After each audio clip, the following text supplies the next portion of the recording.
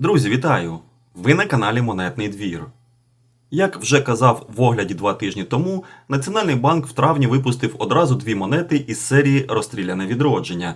І в цьому випуску саме і пропоную вам розглянути другу монету, що присвячена письменнику, поету, перекладачу, автору першого українського бестселера та жертві сталінських репресій Майку Йогансену. Тож запрошую вас підписатись на канал, якщо не зробили цього раніше, та починаємо огляд. Пам'ятна монета присвячена поколінню українських митців 1920-30-х років, яке стало провідником культурного відродження, розвиваючи літературу, театр, кіно, музику і образотворче мистецтво, але було безжально знищене тоталітарним режимом. Одним із ключових осередків мистецького життя став будинок «Слово» в Харкові, місце, де народжувалися ідеї, що змінювали українську культуру, і водночас простір, який став свідком трагічної долі своїх мешканців.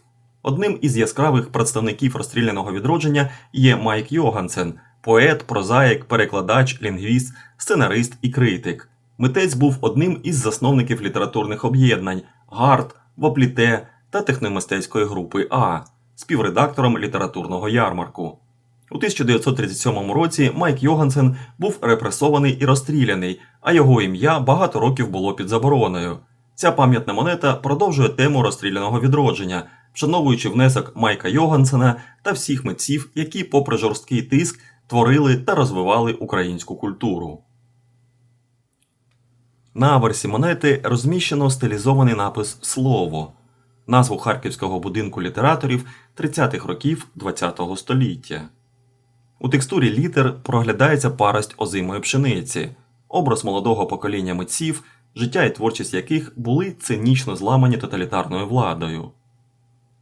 Трагізм історичної епохи підкреслює прострілена літера «О», з якої стікає кров, нагадуючи про болючу рану в історії України та нездійсненні мрії талановитих митців.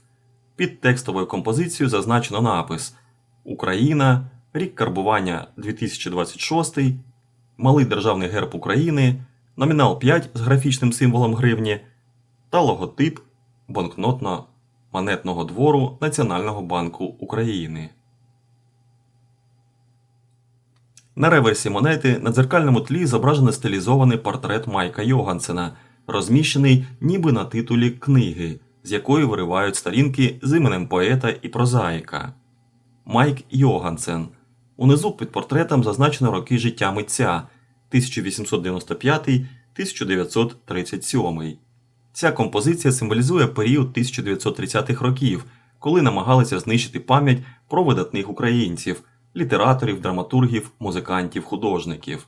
Номінал 5 гривень, матеріал карбування Нейзельбер, маса монети 16,54 грами, діаметр 35 мм, гурт монети рифлений. Категорія якості карбування спеціальний Uncirculated. Тираж випуску монети 75 тисяч оголошений та фактичний 50 тисяч штук у сувенірному пакуванні. 19 травня, в день реалізації монети в інтернет-магазині Національного банку України, її вартість становила 210 гривень. Розстріляне відродження – покоління українських митців 1920-х, початку 30-х років, яке сміливо відкривало нові горизонти в літературі, театрі, кіно та інших видах мистецтва. Вони формували нову культурну епоху, але радянський режим жорстоко обірвав цей розквіт. Символом доби став харківський будинок «Слово». Майк Йогансен, справжнє ім'я Михайло Йогансен, яскравий представник цієї генерації – поет, прозаїк, перекладач, лінгвіст, сценаріст і критик. Митець був одним із засновників багатьох літературних об'єднань. Його збірки «Дгорі» і «Ясен» стали маніфестом нової поетики, а сценарій до фільму «Звенигора» відкрив шлях українському кіно до авангарду.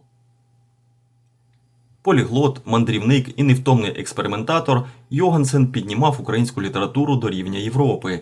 Не заради слави, а заради самої свободи слова. Його тексти поєднували інтелектуальну сміливість, тонку іронію та глибоку любов до української мови, яку він бачив модерною, самодостатньою і такою, що здатна впевнено звучати на світовому рівні.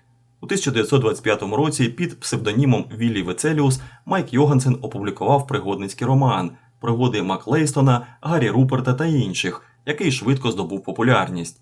Твір виходив частинами. Кожен розділ друкувався окремим випуском, що лише б підігрівало інтерес читачів.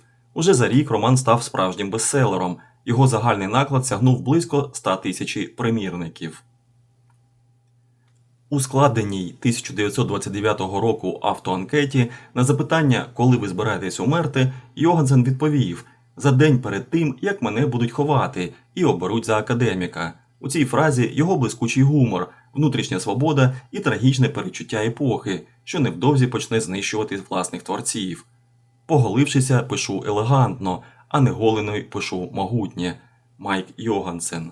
Арештований 1937 року за звинуваченням у націоналізмі та терорі, на допитах письменник тримався гідно. «Я говорю, що Остап Вишня ніякий не терорист», свідчив Йогансен на допиті 16 жовтня 1937-го, що саджають людей безневинних у тюрми. Я стверджував, що арешти українських письменників є результатом розгубленості і безсилля керівників партії і радянської влади. Його розстріляли разом із тисячма митців, чиї голоси радянська система прагнула стерти назавжди. Але слово, яке він творив, не підвладне кулі і сьогодні повертається до читача сильніше, ніж будь-коли. І ця 5-гривнева монета – ще один доказ того, що сторінку з іменем Майка Йогансена не вдалося вирвати з нашої історії. Вони намагалися перетворити його ім'я на табу, а Нацбанк карбує його портрет на дзеркальному тлі сріблястого Нейзільберу. Розглянувши дві монети цієї серії, присвячені Івану Падалці та Майку Йогансену, стає зрозуміло, наскільки глибокий та трагічний зміст НБУ заклав у цей реліз. Друзі, яка з цих двох монет, на вашу думку, вийшла сильнішою за своєю композицією та художнім задумом? Поділіться своїми враженнями у коментарях. Дуже цікаво дізнатись ваші думки.